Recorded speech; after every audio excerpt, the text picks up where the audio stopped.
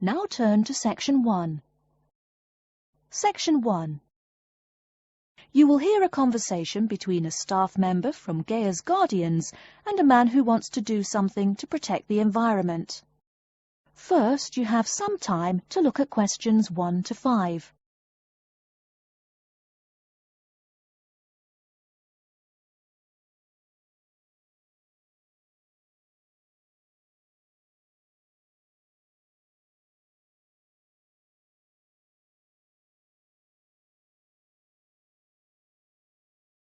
You will see that there is an example which has been done for you. On this occasion only, the conversation relating to this will be played first. Hello, how may I help you? Well, I've been seeing these yellow boxes in front of a lot of houses in my neighborhood. Just wondered what they were for. I noticed your phone number on all of them, so I called. Could you tell me about your business? We do recycling, but we're not a business. Gaia's Guardians is a non-profit group.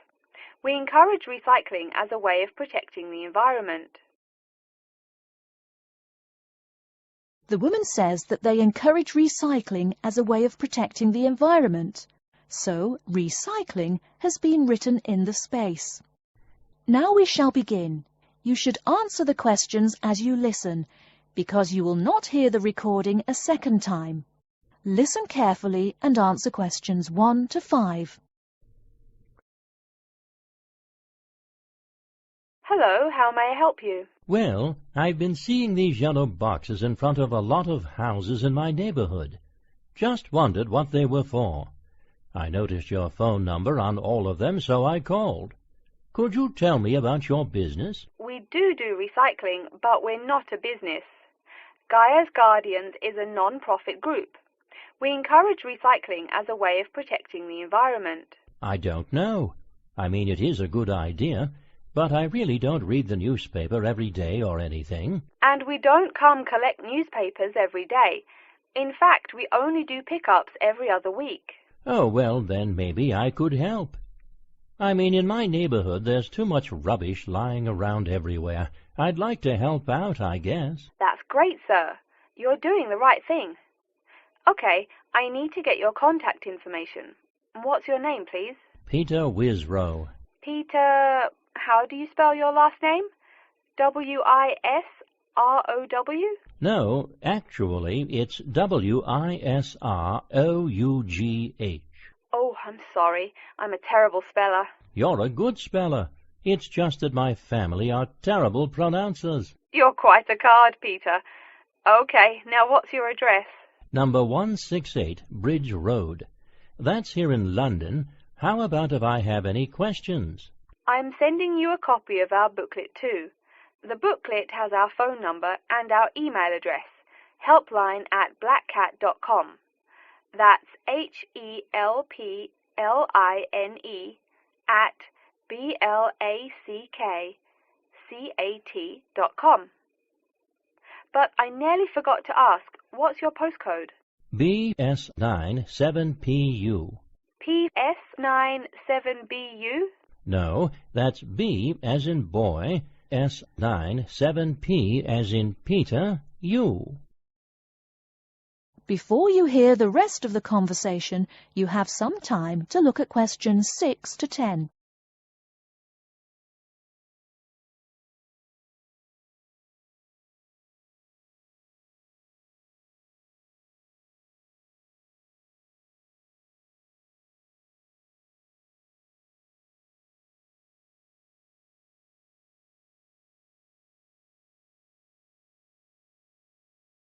Now listen and answer questions 6 to 10. So I'm guessing those yellow boxes I saw are for recycled newspapers. Yes, that is correct, and it's free of charge. Wow, that's good news. Do you recycle anything besides newspaper? Oh yes, we recycle most everything.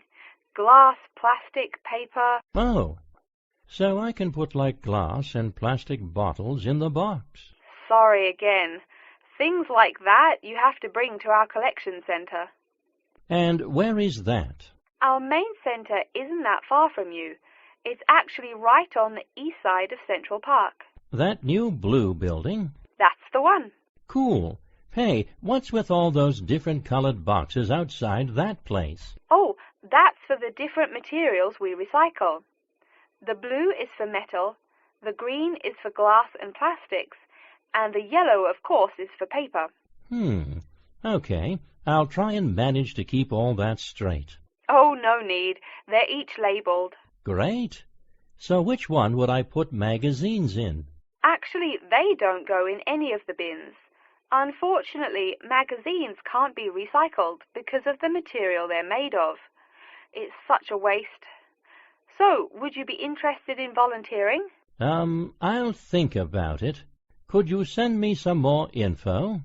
Absolutely. Along with the newspaper box, I'll be sending you our booklet, Savvy. That is SAVVY. It tells you about what you can do to protect the environment in your daily life. Plus, it lists things you can do as a volunteer with our group. Hey, that's cool. Thanks. My pleasure. Do you have any other questions or concerns? Nope, that's it. That is the end of section 1. You now have half a minute to check your answers.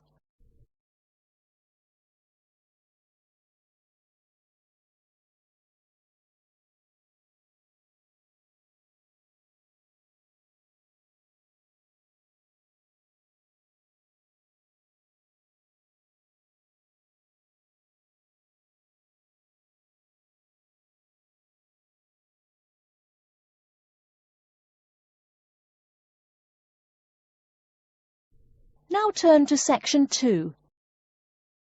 Section 2. You'll hear an introduction about how to make a resume and apply for a job. First, you have some time to look at questions 11 to 17.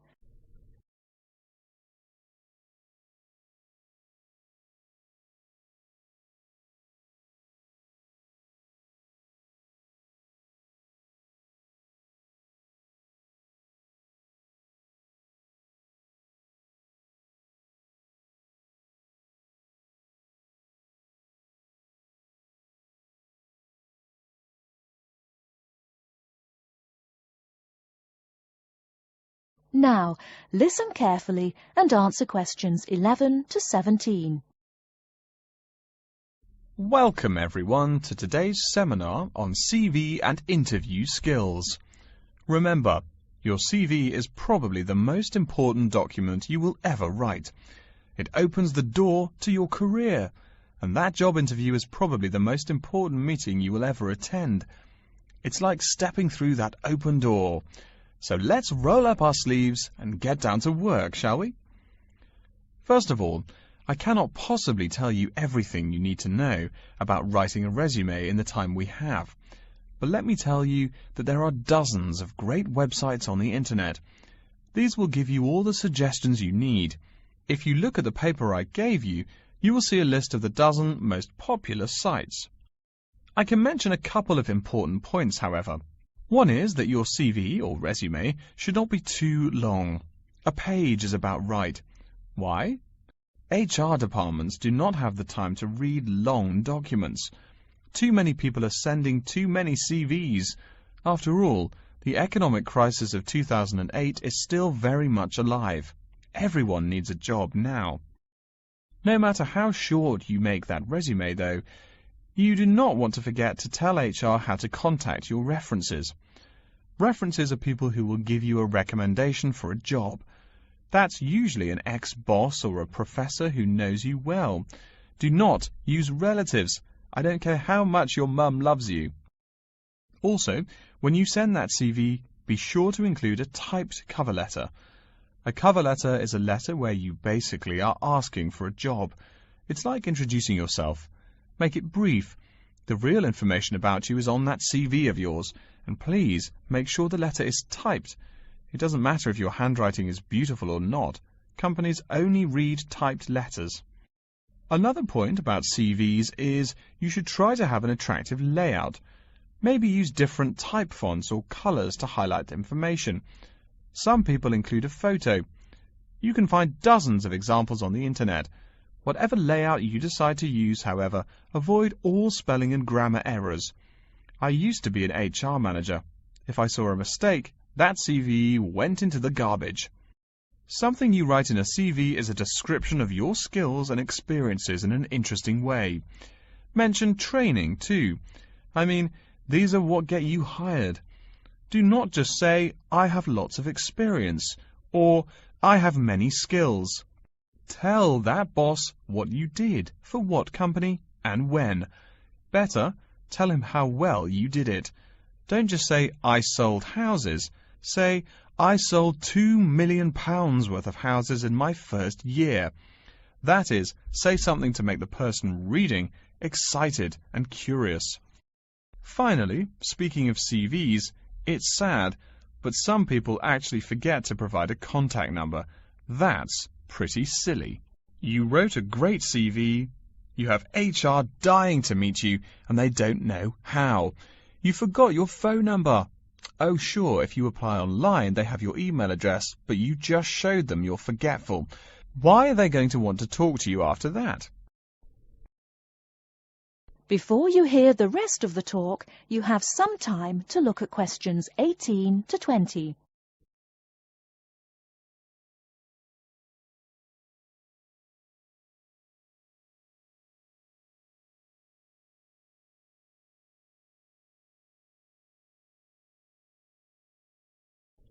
Now listen and answer questions 18 to 20. All right, moving on to the actual interview. I'll go over what you need to know by the end of it and what you can discuss and negotiate on later once it looks like you'll be offered the job. First, there's working hours. It's not that necessary to hammer out the hours off the bat, especially since it's easy to come off as lazy when the first thing you bring up is how much you're going to have to work. You can also find out more about possible promotions later on. It is important, however, to get a feel for how much you'll be paid. You should make sure the salary range is commensurate with what you're worth, and if you're not, you can move on to better opportunities. Being sure you're going to make what you want to live on is much more important than issues like your pension. You're all so young that your pension is not going to matter for quite a long time. You should find out about what skills you must know for the job and what they'll teach you. In addition, if the company will provide training, you should find out how long the training period is and whether it is paid. Beware of any jobs that want you to train for a long time without appropriate compensation. Speaking of compensation, find out about holidays as well. Do you get paid vacation time? Are you allowed to take personal days? Do you have to work on national holidays? Once you work out these main issues, you can move on later to details like the location and expected attire and whatnot. Wow, that's a lot of information. Let's take a break so you can think everything over and ask any questions you may have. Don't hesitate to come and see me if you need any clarification on all this stuff. That is the end of section 2. You now have half a minute to check your answers.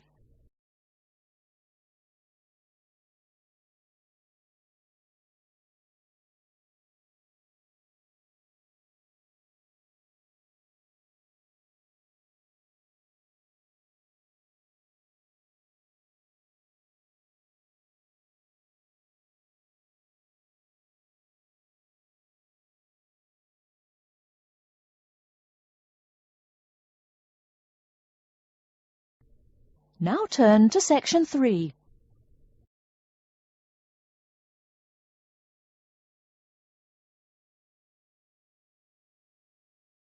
Section 3. You will hear a man called Frank talking to Dr. Lindsay about what he should study if and when he returns for further classes. First, you have some time to look at questions 21 to 25.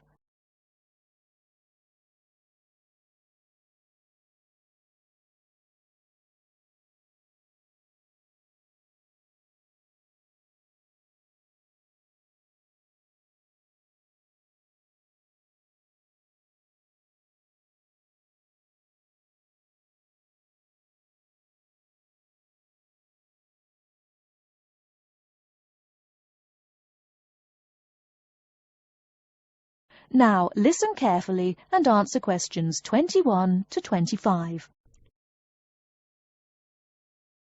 Hello, are you Dr. Lindsay, the returning students advisor? Yes, that's right. Are you Frank? Your appointment wasn't until 2, but that's okay. Please come in and have a seat. Thanks. I like to arrive early whenever I have anything to do. That's certainly a praiseworthy habit. Let me see. It looks like you've taken a long break from school, and I understand you wanted to have a chat about what you should study if and when you return for further classes. It's such a big challenge. I don't know if I'm crazy for doing this or not. Believe it or not, I know exactly what you mean. Before I began working here at the university, I taught primary school for nearly 10 years.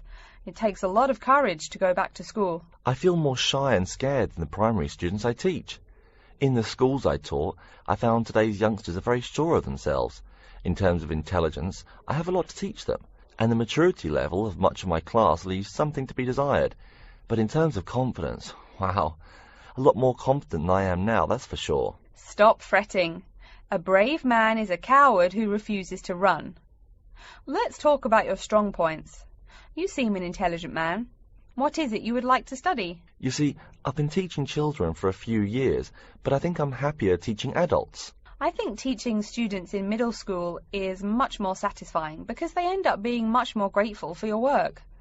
If I may ask, what got you interested in teaching adults? A lot of things, I guess. I met my future wife back in my first year of college. She always complains that I was more interesting then. She says that now I talk like I'm 7 years old. That's probably from being with children all day. Again, I know just what you mean. My husband used to say the same thing about me when I taught kindergarten. Anything else? Well, yes.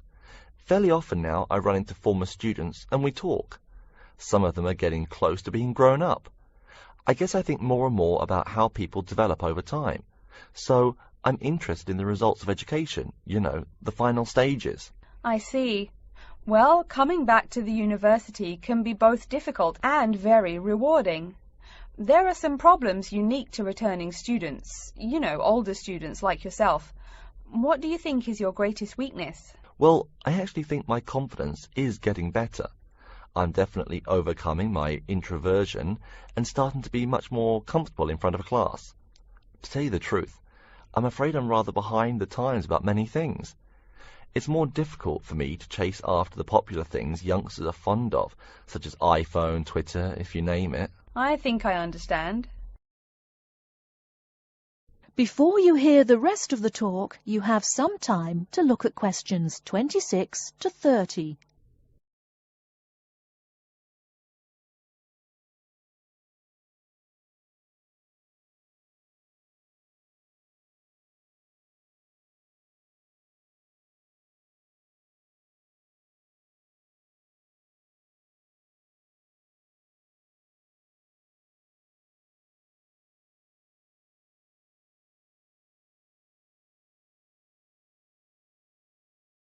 Now listen and answer questions 26 to 30. How old are you, 35? People at your age still go back to school for further education. I was a bit the same way. I mean, I didn't study at university till after I had a family, a husband and one child.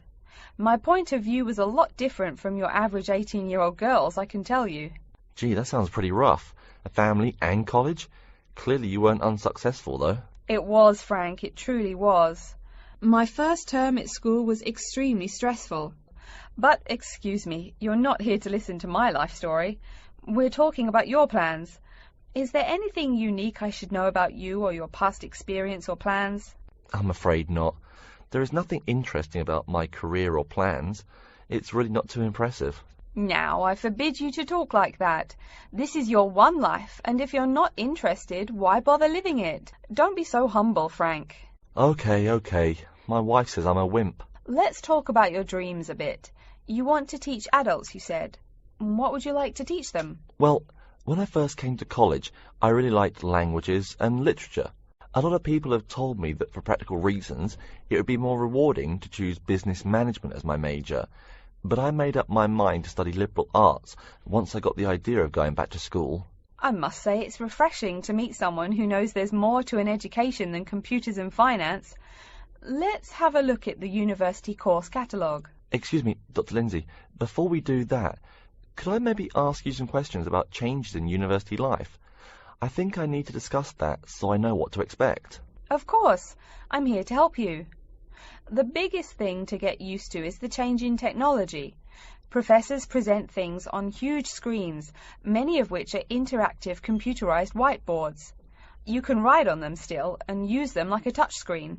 They're really handy. No more sloppy scribbled notes on the projector. Let's see, I doubt you'll be living in student housing, so I won't go into all the improvements there. Another major change that you'll enjoy is the plethora of resources available for students. As a student, you have 24-hour access to the gym and library privileges that include the use of school computers to scan, copy and print, and of course the media library, which contains movies from all genres and most of the movies listed on AFI's top 100 movies of all time. The dining facilities are also not what they used to be. They offer choices for all diets, and you can expect a hot meal any time of day. Wow, things really have changed. I'll be sure to utilize all those great facilities in my time here. Thanks for all your help, Dr. Lindsay. I think that's all the questions I have for now. That is the end of section 3. You now have half a minute to check your answers.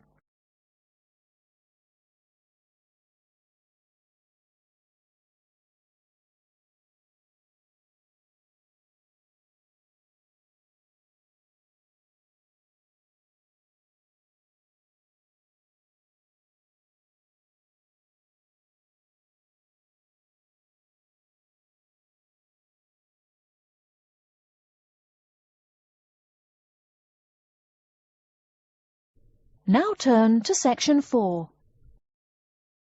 Section 4. You will hear an introduction about the curriculum and facilities of Wassamata University. First, you have some time to look at questions 31 to 40.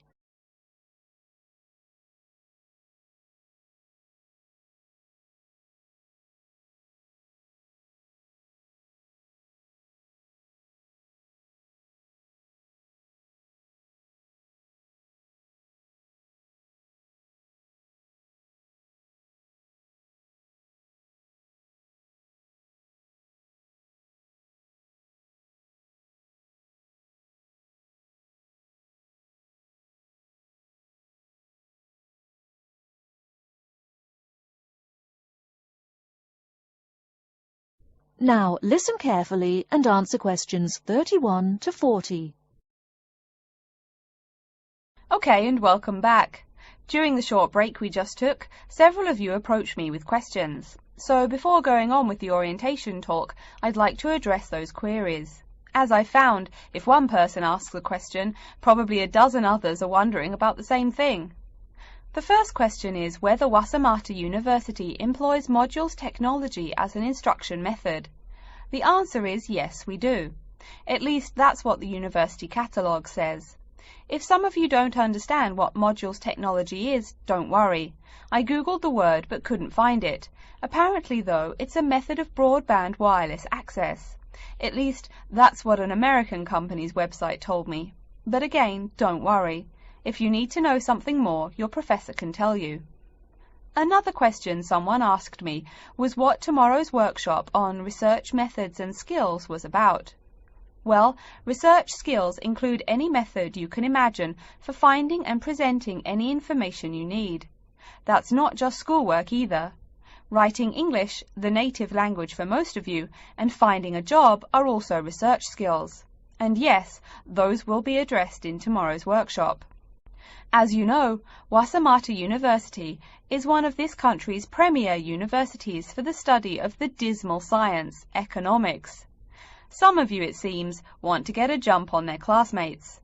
During the break, half a dozen of you came up and asked me where to find economics tomes. I know it's odd, but this school's library holdings are divided up between two libraries. Economics books are in the old library. If you look out of the window behind me, you can see it. It's the red brick building. Oh, before I forget, you economics types also need a lot of math, am I right? Well, those math books are neither in the old library nor in the new one. They can be found in the math department building. Why am I telling you this? Doesn't the invisible hand guide economists? Maybe it's good you asked. In 2008, that hand shoved most of the world economy off a cliff, didn't it? Now, I realize that most of you couldn't bring a computer printer or a photocopier from home. So I'm sure you're already wondering where you can copy things like term papers, internet articles, and things like that. I have some good news and some bad news. The good news is that there are a number of places you can make copies. These include both libraries and the Student Union building. Now the bad news. I'm sorry to say, most classroom buildings and academic departments do not have copiers students can use. So most of the large buildings you see around campus do not have copiers for students. The copiers there are reserved for professors and office staff. Oh yes, I nearly forgot to tell you. If you need to have printing done, all the copiers available to students are laser printers. Plus, for your convenience, you can pay using prepaid cards. You can get those in the Student Union building. That just covers the questions put to me. If you have more, please see me during the next break at 2:15. Right now, though, I'd like to start to give you a rundown on the various facilities here on campus. That way you won't get lost so easily in the weeks to come. I've been told that this year's incoming class features a large number of married students and parents.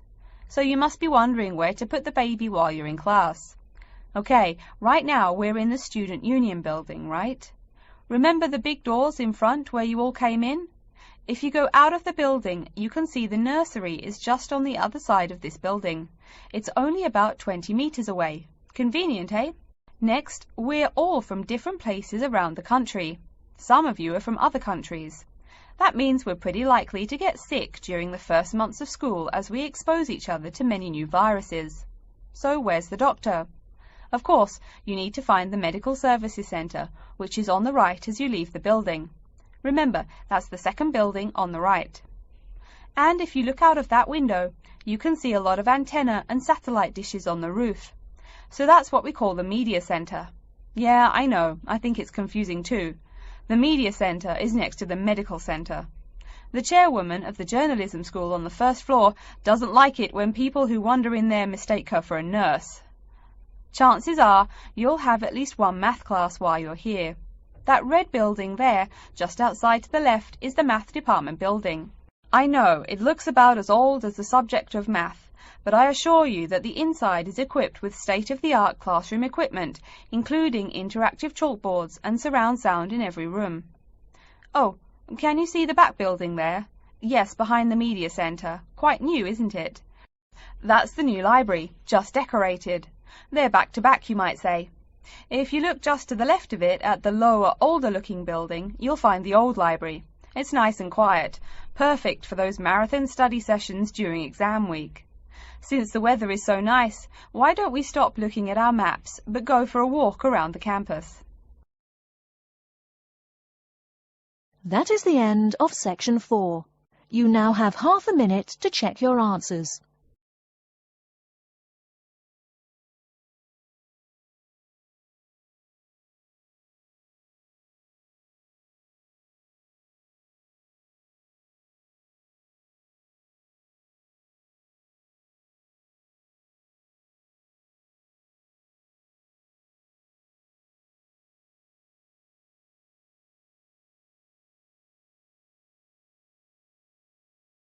That is the end of the listening test.